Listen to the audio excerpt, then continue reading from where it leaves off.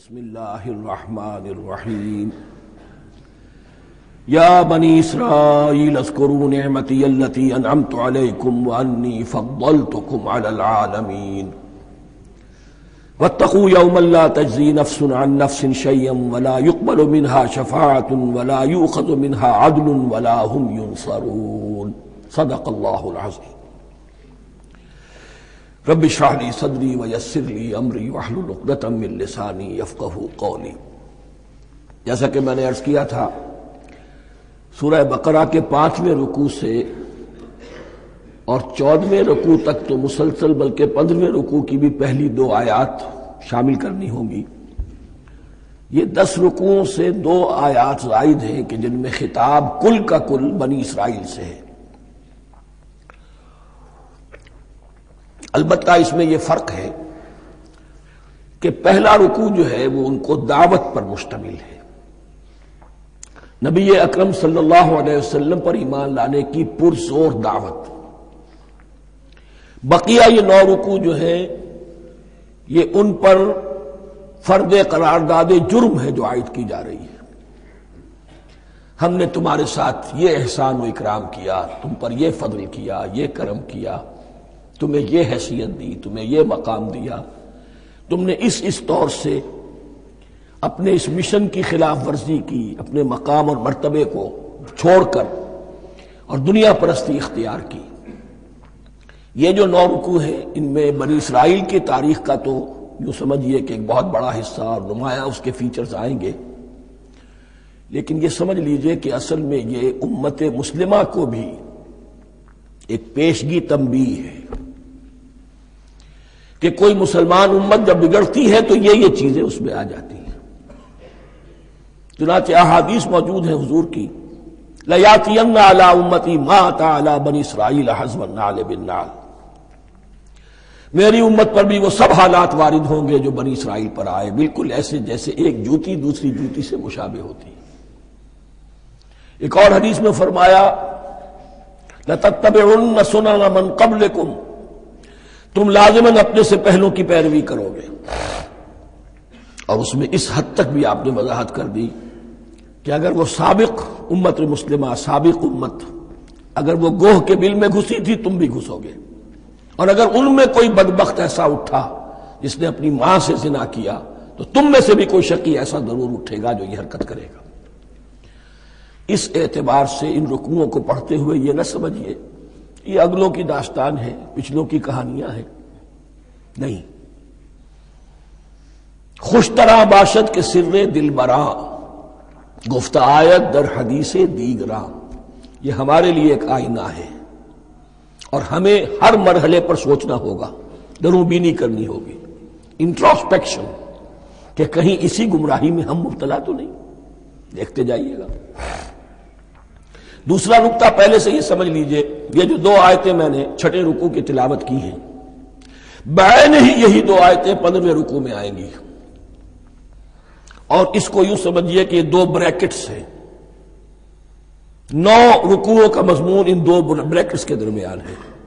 یہ 2 آیتیں یہاں سے بریکٹ شروع ہو رہی ہیں، وہ 2 آیتیں ان پر بریکٹ ختم ہو رہی ہیں، بعین ہی وہی آیات۔ ایک آیت میں تو شوشے کا بھی فرق نہیں، دوسری آیت میں صرف ترتیب بدلی ہے، مضمون وہی ہے۔ اس کے مابین جو کچھ ہے، اس سے باہر یہ جو 5واں رکوع تھا، اس کے مضامین گویا کہ ضرب کھا رہے ہیں بریکٹ کے اندر کے سارے مضامین سے۔ یہ حساب کا بہت ہی عام فہم سا قاعدہ ہے، بریکٹ کے باہر کوئی رقم لکھی ہوئی ہے جس کے بعد کوئی زبر، کوئی جمع یا تفریق اگر نہیں ہے تو وہ ضرب کھائے گی، بریکٹ کے اندر جتنی بھی ویلیوز ہیں ان کے ساتھ ضرب کھائے گی۔ تو گویا کہ ہر قدم پر حضور پر دعوت، ایمان لانے کی دعوت اس پورے معاملے میں موجود ہے، اس لیے کہ اس میں بعض آیتیں ایسی آ گئی ہیں، ایک زیادہ نمایاں ایک کم نمایاں، جن سے کچھ لوگوں کو مغالطہ ہوا یا کچھ لوگوں نے فتنہ پیدا کیا جان بوجھ کر۔ یہ فتنہ ایک بار پیدا ہوا تھا اکبر کے زمانے میں، دین الہی کی شکل میں، کہ صرف خدا کو مان لینا، آخرت کو مان لینا اور نیک اعمال کرنا نجات کے لیے کافی ہے، کسی رسول پر ایمان لانا ضروری نہیں ہے۔ یہ صوفیہ میں بھی یہ فتنہ بہت بڑے پیمانے پر آیا. مسجد مندر ہکڑو نور، مسجد میں اور مندر میں ایک ہی نور ہے، سب مذاہب ایک ہی ہے. سارا فرق جو ہے شریعتوں کا ہے، عبادت کے ظاہری شکل کا ہے، وہ ہے رسولوں سے متعلق. رسولوں کو بیچ میں سے نکال دیجئے تو یہ دین الہی رہ جائے گا، اللہ کا دین. اتنا بڑا فتنہ تھا کہ جب ہندوستان میں سیاسی اعتبار سے، حکومت کے اعتبار سے مسلمانوں کا اقتدار چوٹی پر تھا، کلائمیکس پر، اکبر اعظم، اس وقت یہ دین الہی کا فتنہ اٹھا کہ دین محمدی کا اب دور ختم ہو گیا. وہ 1000 سال کے لیے تھا، 1000 سال پورے ہو گئے، اب الف ثانی ہے، دوسرا 1000 سال ہے، اس کے لیے نیا دین ہے. اسے دین اکبری بھی کہا گیا اور دین الہی بھی کہا گیا. اور اس میں ایک آیت آئے گی جس سے استدلال کیا ہے کچھ لوگوں نے. اس صدی میں پھر یہ فتنہ اٹھا تھا گاندھی کے فلسفے کے ذریعے سے، اور ایک بہت بڑا نابغہ انسان مسلمانوں میں سے، بہت بڑا نابغہ، جینیس، ابو الکلام آزاد، وہ بھی اس فتنے کا شکار ہو گیا. متحدہ قومیت. چنانچہ گاندھی اپنی پرارتھنا میں کچھ قرآن کی تلاوت بھی کراتا تھا، کچھ گیتا بھی پڑھواتا تھا، کچھ اپنشدوں سے، کچھ بائبل سے، کچھ گرو گرنتھ سے. معلوم ہو یہ سب ٹھیک ہے، سب ایک ہے، سب لوگوں کو ایک ہونا چاہیے، ایک قوم ہونا چاہیے. مذہب تو انفرادی معاملہ ہے، کوئی مسجد میں چلا جائے، کوئی مندر میں چلا جائے، گردوارے میں چلا جائے، کوئی چرچ میں چلا جائے، کوئی سینیگاگ میں چلا جائے، کیا فرق واقع ہوتا ہے؟ اس کا توڑ یہی ہے کہ سمجھ لیجئے یہ جو 7 آیتیں ہیں 5ویں رکوع کی، یہ ہے بریکٹ کے باہر، اور یہ ضرب کھا رہی ہے مسلسل. اس بریکٹوں کے درمیان جتنی بھی مضمون آ رہا ہے وہ سب ان کے تابع ہوگا. گویا کہ جہاں تک حضور پر ایمان لانے کا معاملہ ہے وہ انڈرسٹوڈ سمجھا جائے گا، مقدر سمجھا جائے گا ہر مرحلے پر ان 2 بریکٹوں کے مابین. اب چلیے بسم اللہ.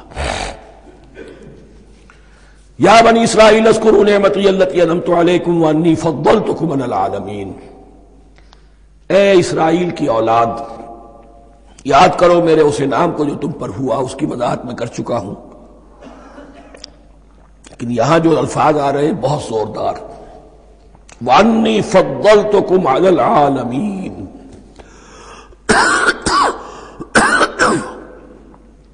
میں نے تمہیں فضیلت عطا کی تمام جہانوں پر. یہاں ایک قاعدہ نوٹ کر لیجئے، عربی نحو کا قاعدہ یہ ہے کہ کہیں ظرف جس میں کوئی شے ہے، ظرف کی جمع لے لیتے ہیں، مراد ہوتا ہے مظروف، ظرف کے اندر جو شے ہے اس کی جمع. تمام جہانوں پر فضیلت، کیا فرشتوں پر بھی فضیلت؟ نہیں، جہان والوں پر، تمام اقوام عالم پر تمہیں فضیلت عطا کی، یہ مطلب ہے اس کا. تمام عالموں پر، تمام جہانوں پر، یعنی تمام جہان والوں پر. اس انسان عالم انسانیت کے اندر جتنے بھی مختلف گروہ ہیں، نسلیں ہیں، طبقات ہیں، ان میں فضیلت ہے.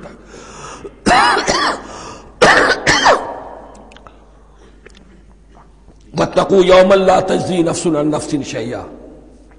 میں عرض کر چکا ہوں، اب تیسری مرتبہ پھر عرض کر رہا ہوں. اصل شیخ آخرت، محاسبہ آخرت. یہ مستحضر ہوگا تو انسان سیدھا رہے گا. اس میں کمزوری آ جائے، ضعف آ جائے تو باقی ایمان باللہ، ایمان بالرسالت، یہ نہ معلوم کیا کیا شکلیں اختیار کر لیں. دیکھیے اس آیت کے اندر 4 اعتبارات سے محاسبہ آخرت کا زور ہے. واتقوا یوما، ڈرو اس دن سے، لا تجزی نفس عن نفس شیئا، جس دن کوئی جان کسی دوسرے کے کام نہ آ سکے گی. ولا يقبل منها شفاعہ، اور نہ کسی سے کوئی سفارش یا شفاعت قبول کی جائے گی. Categorical denial. ولا يؤخذ منها عدل، نہ کسی سے فدیہ قبول کیا جائے گا. ولا هم ينصرون، اور نہ انہیں کوئی مدد مل سکے گی.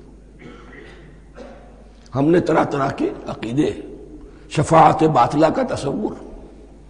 اہل عرب سمجھتے تھے ہمیں یہ فرشتے جو ہے خدا کی بیٹیاں ہیں، یہ لات اور منات اور عزا ہم نے ان کے بت بنا رکھے ہیں. پوچھتے ہیں یہ اپنے ابا جان سے اللہ کی بیٹیاں ہیں نا، لاڈلی بیٹیاں چھڑا لیں گے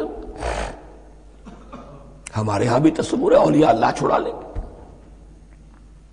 یا شفاعت باطلہ، خود حضور کی شفاعت کے بارے میں جو غلط تصورات ہیں. ایک شفاعت حقہ ہے، اس کی وضاحت کا یہ موقع نہیں ہے.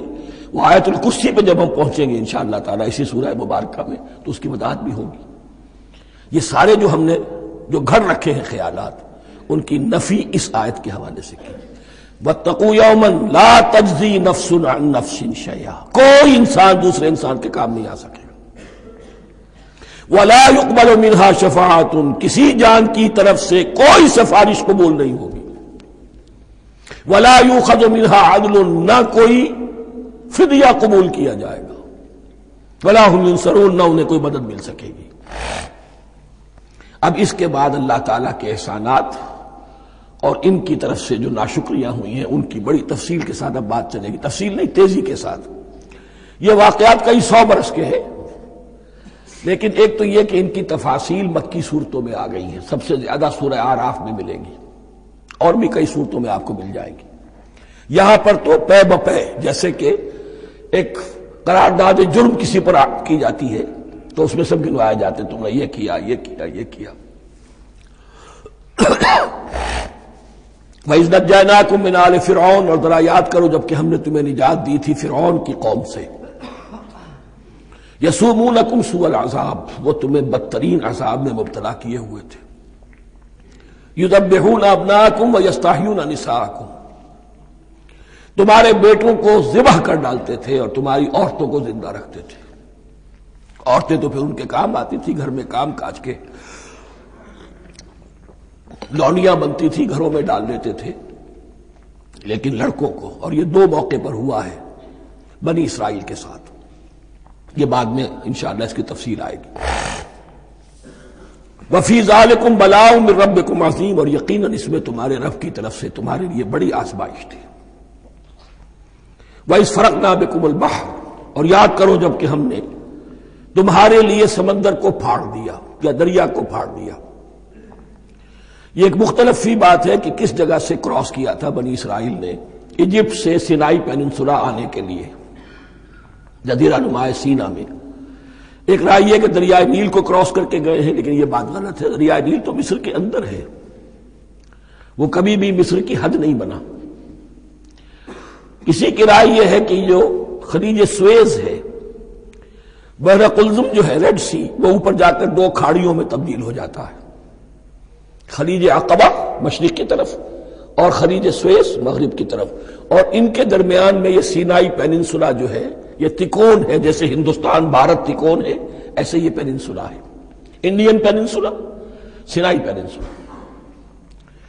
اور یہ سویز کینال تو بعد میں بنی ہے. خلیج سویز اور میڈیٹرینین بحیرہ روم کے درمیان یہ کچھ چھوٹی چھوٹی، اگرچہ چھوٹی تھی سمندر کے لحاظ سے، بہت بڑی بڑی جھیلیں تھیں، اور ان جھیلوں ہی کو پھر جوڑ جوڑ کر درمیان میں جو خشکی تھی اس کو کاٹ کر سویز کینال بنائی گئی ہے. تو اب تو یہ مسلسل ایک رابطہ ہے، لیکن معلوم ہوتا ہے کہ یا تو خلیج سویز کو کراس کیا ہے حضرت موسیٰ علیہ السلام نے، اور یہی میری رائے زیادہ یہی ہے، اس لیے کہ کوہ طور جو ہے وہ اس پیننسولا کی ٹپ پر ہے، نیچے ہے یہاں، جہاں پر پھر ان کا قیام رہا اور جہاں پھر حضرت موسیٰ کو 40 دن کے لیے کوہ طور پر بلا کر اور پھر انہیں تورات دی گئی ہے. تو معلوم ہوتا ہے کہ جو خلیج سویز ہے اسے کراس کیا ہے.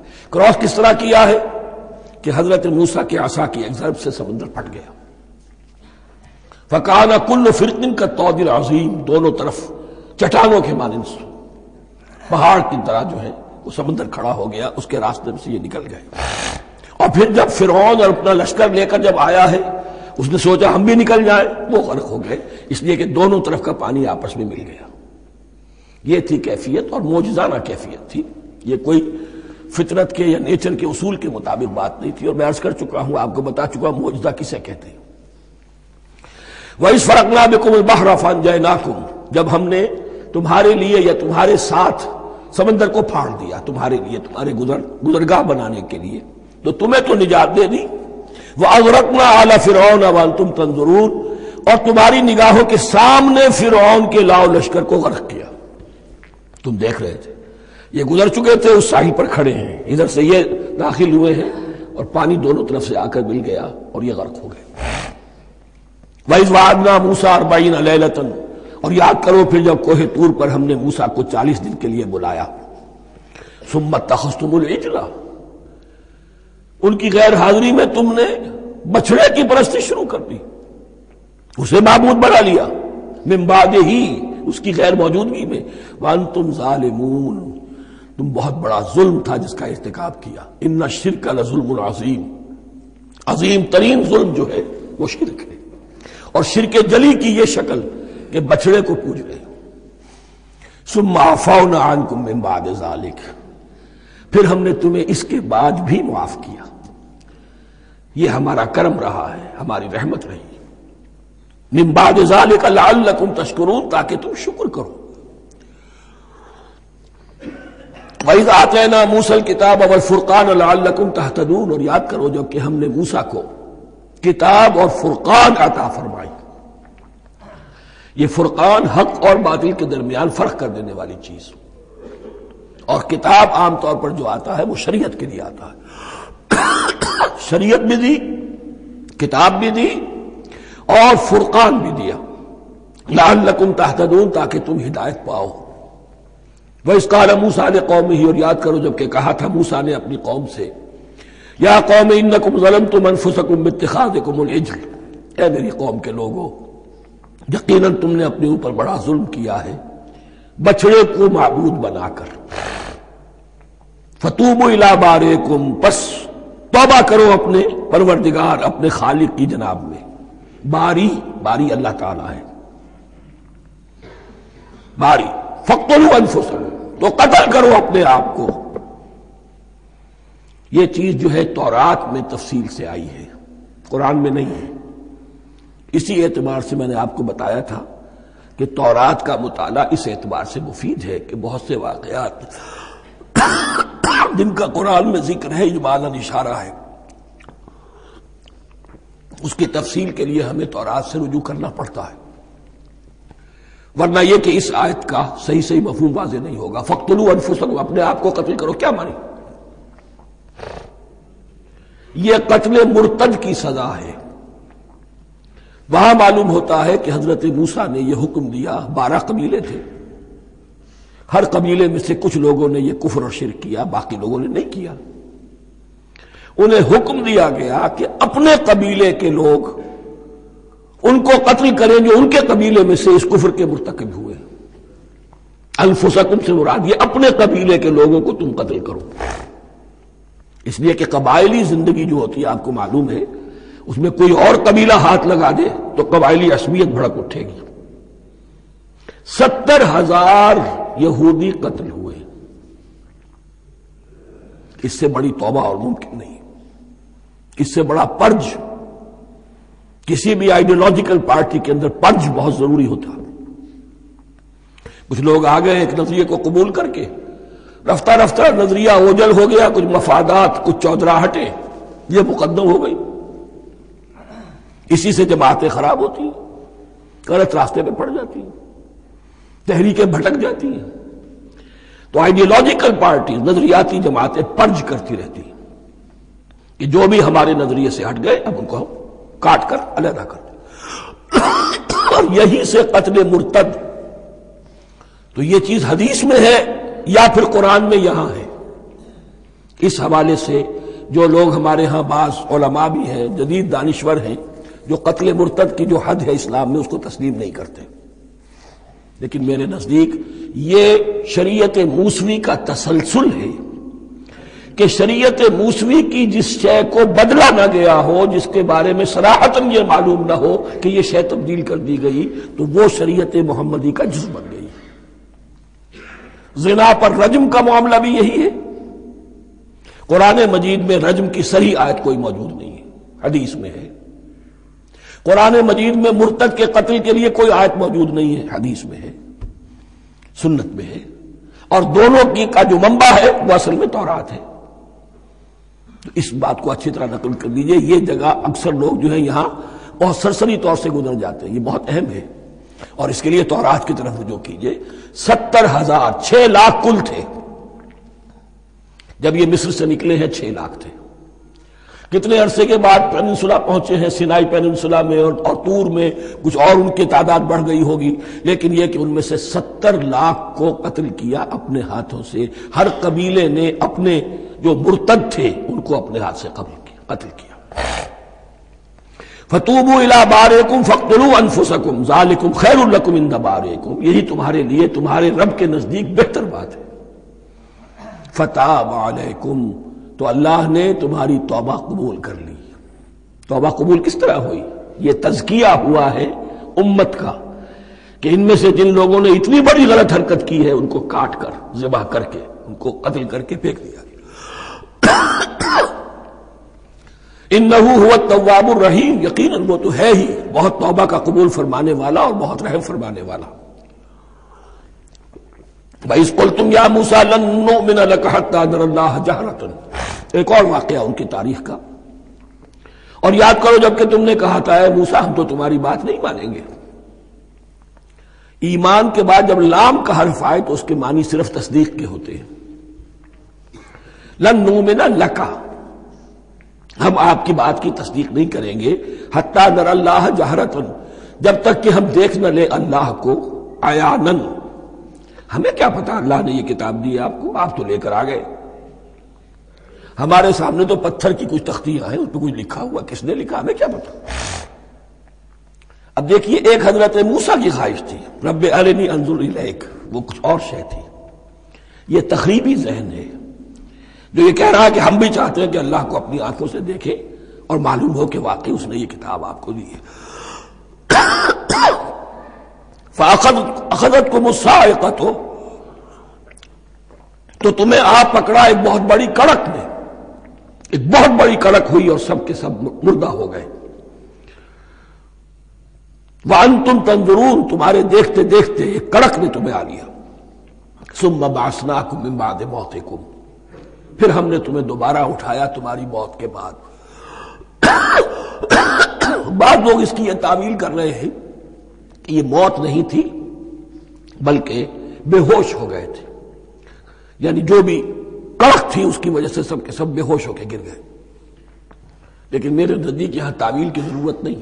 بعد سے بعد الموت اللہ کے لیے کوئی مشکل نہیں. ہم الفاظ کو خواب کاہے کو ان کے اصل جو مفہوم ہے جو کہ صاف ہے صریح ہے اس سے خواب کاہے کے لیے موڑ کر لے کر جائے. ثم بعثناکم من بعد موتکم لعلکم تشکرون، تاکہ تم شکر کرو. وظللنا علیکم الغمام وانزلنا علیکم المن والسلوى، اور ہم نے تم پر ابر کا سایہ کیا.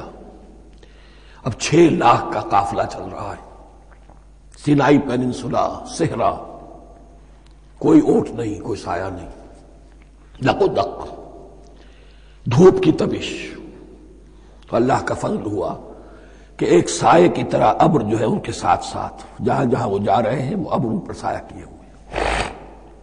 وَأَنزَلْنَا عَلَيْكُمُ الْمَنَّ وَالسَّلْوَىٰ، کھانے کو کچھ نہیں تو من اور سلوہ نازل کیے گئے. من ایسے اترتا تھا رات کے وقت کہ جیسے شبنم کے قطرے ہوتے ہیں، لیکن وہ ہوتا تھا کسی ایسی چیز کا جس میں شیرینی تھی، اور پھر وہ زمین پر آ کر جم کر وہ ایک گویا کے دانہ بن جاتے تھے. یہ ان کا اناج ہو گیا. کاربوہائیڈریٹ سپلائی اس سے ہو گئی، من سے. اور سلوہ ایک خاص قسم کا پرندہ بٹیر کی شکل کا جو بے پناہ بڑی تعداد میں ان کے بڑے بڑے جھنڈ آتے تھے شام کے وقت، اور وہ ان کے ڈیرا جہاں ہوتا تھا اس کے گرد وہ اتر آتے تھے، اور رات کی تاریکی میں یہ آسانی سے ان کو پکڑتے تھے، ان کو کھاتے تھے بھون کر، اور یہ ان کی پروٹین ہو گئی. پوری غذا جو ہے اللہ تعالیٰ نے ان کو فراہم کر دی. وَأَنزَلْنَا عَلَيْكُمُ الْمَنَّ وَالسَّلْوَىٰ كُلُوا مِن طَيِّبَاتِ مَا رَزَقْنَاكُمْ، کھاؤ ان پاکیزہ چیزوں کو جو ہم نے تمہیں عطا کی ہیں. وَمَا ظَلَمُونَا، ہم نے تو ان پر کوئی ظلم نہیں کیا. وَلَٰكِن كَانُوا أَنفُسَهُمْ يَظْلِمُونَ، لیکن وہ خود ہی اپنے اوپر ظلم ڈھاتے رہے، ہر قدم پر نافرمانی اور ناشکری. اس کی بھی ناشکری آگے آ جائے گی چل کر، من و سلوہ سے بھی ناشکری کی انہوں نے. وَإِذْ قُلْنَا ادْخُلُوا هَٰذِهِ الْقَرْيَةَ فَكُلُوا مِنْهَا حَيْثُ شِئْتُمْ رَغَدًا وَادْخُلُوا الْبَابَ سُجَّدًا وَقُولُوا حِطَّةٌ نَغْفِرْ لَكُمْ خَطَايَاكُمْ. اور یاد کرو جب کہ ہم نے تم سے کہا تھا اس شہر میں داخل ہو جاؤ اور پھر کھاؤ اس میں سے بافراغت جہاں سے چاہو جو چاہو، لیکن دیکھنا دروازے میں داخل ہونا جھک کر اور کہتے رہنا مغفرت مغفرت مغفرت، ہم تمہاری خطاؤں سے درگزر فرمائیں گے۔ اس آیت کو سمجھنے کے لیے ذرا تاریخی بات سمجھ لیجئے۔ صحرائے سینا میں آنے کے بعد، اور یہ جو کتاب تورات انہیں مل گئی تھی، اس کے بعد حضرت موسیٰ علیہ السلام کے ہی زمانے میں انہیں جہاد اور قتال کا حکم ہوا۔ اس سے پوری قوم نے انکار کر دیا، یہ سورہ مائدہ میں آئے گا۔ اس پر اللہ تعالیٰ نے ایک سزا مسلط کر دی ان پر کہ 40 برس تک اسی صحرا میں بھٹکتے پھریں گے۔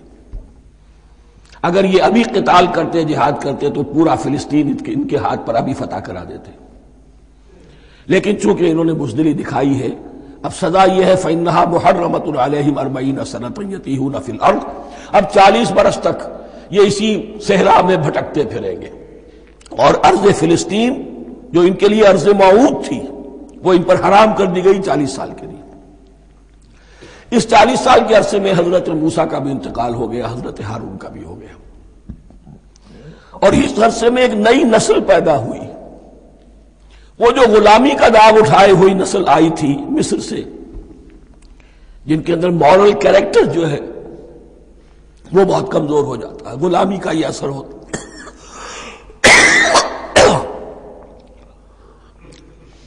وہ پوری نسل ختم ہو گئی، نئی نسل اب پیدا ہوئی، 40 برس صحرا میں پیدا ہوئے، یہی پلے بڑھے، ان میں اب ایک جذبہ تھا۔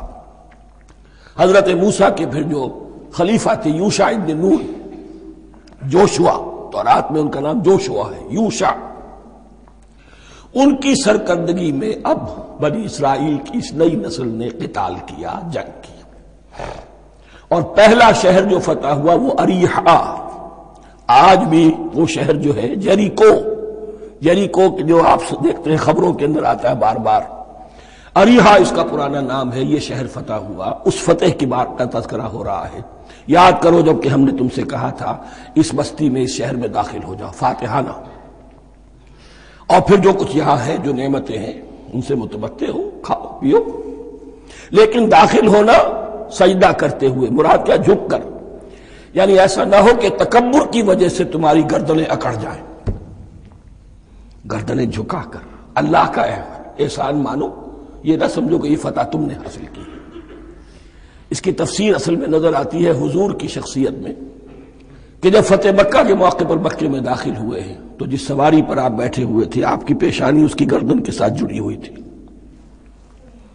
یہ وقت ہوتا ہے جب کہ تکبر اور تعلی، فاتح کی حیثیت سے آنا، اور بندہ مومن کے لیے یہی وقت ہے تواضع کا، جھکنے کا۔ وَقُولُوا حِطَّةٌ، حتیٰ یحط تو کہتے ہیں جھاڑ دینے کو، تو اس کے معنی کیا ہے؟ اے اللہ ہمارے گناہ جھاڑ دے، مغفرت، اے اللہ ہمیں مغفرت، ہماری مغفرت فرما، جو خطائیں ہو گئی بخش دے۔ قولوا حِطَّةٌ، تمہاری زبان پر استغفار ہونا چاہیے، تمہاری گردنیں جھکی ہوئی ہونی چاہیے۔ نغفر لکم خطایاکم، اگر تم اس پر عمل کرو گے ہم تمہاری خطائیں جو ہیں انہیں معاف فرما دیں گے۔ وسنزید المحسنین، اور جو تم میں محسن ہوں گے انہیں اور بھی زیادہ دیں گے، اور انعام و اکرام آئیں گے۔ فبدل الذین ظلموا قولا غیر الذی قیل لہم، تو ان میں سے جو ظالم تھے، جو بد کردار تھے، انہوں نے بدل دیا، ایک اور قول اختیار کر لیا اس قول کی جگہ جو انہیں کہا گیا تھا حتہ حتہ، انہوں نے کہنا شروع کیا ہنتا ہنتا، ہمیں تو گیہوں چاہیے۔ یہ بعد میں ابھی آ جائے گا اگلے رکوع کے اندر، کہ من و سلوہ سے ان کی طبیعتیں بھر گئی تھی ایک ہی چیز کھا کھا کے۔ اب وہ کہہ رہے تھے کوئی چیز ہمیں جو ہے زمین کی روئیدگی میں سے، پیداوار میں سے، تو وہ ان کے زبان پر انہوں نے مذاق اڑاتے ہوئے گویا کہ حضرت موسیٰ علیہ السلام کے ذریعے سے حکم ملا ہے، استہزاء کر رہے ہیں، حتۃ کی بجائے حنتۃ۔ فانزلنا علی الذین ظلموا رجزا من السماء بما كانوا یفسقون، تو جن لوگوں نے یہ حرکت کی تھی ان پر ہم نے آسمان سے ایک بہت بڑا عذاب نازل کیا۔ تورات سے معلوم ہوتا ہے کہ پلیگ آئی،